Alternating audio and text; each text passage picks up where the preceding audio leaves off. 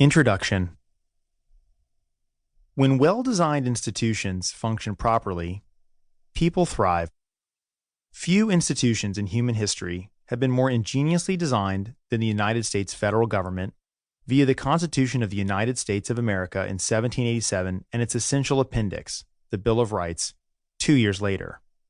This auspicious beginning, more than 2 centuries ago, helps explain why the United States remains a magnet for opportunity seekers, students, entrepreneurs, dissidents, and persecuted believers, and why America's Constitution, the first written constitution in history and the longest in service today, has served as an inspiration and model for emerging democracies around the world since its creation.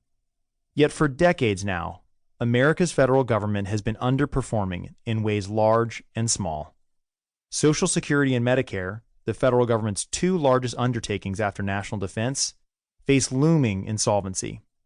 The federal government's war on poverty, initiated in 1964, has not only failed to end poverty, as promised by President Lyndon B. Johnson, but also arguably made poverty more intransigent. Amtrak, America's federally funded rail system, has never broken even since the U.S. Congress created it in 1971.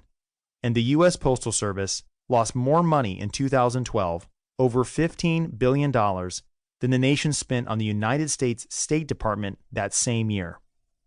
Recent years have not brought much improvement.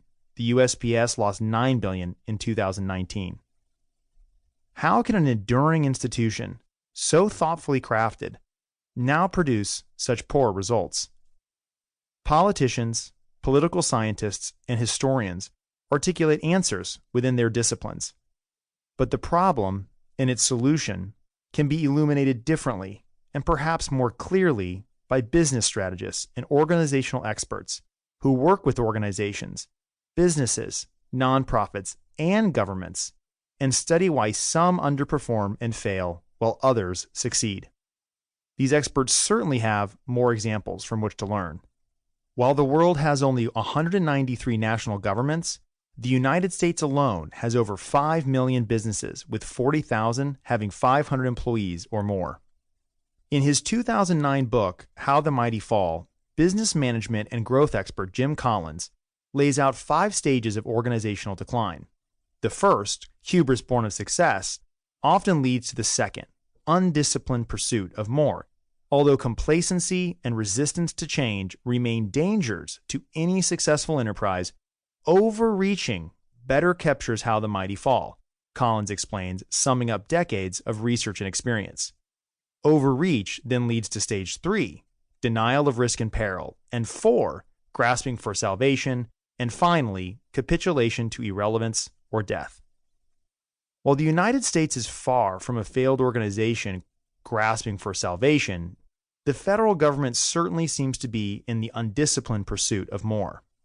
America's Constitution gives Congress a limited set of powers laid out in 18 short clauses in Article 1, Section 8, including the power to, quote, borrow money, quote, declare war, and, quote, regulate commerce with foreign nations.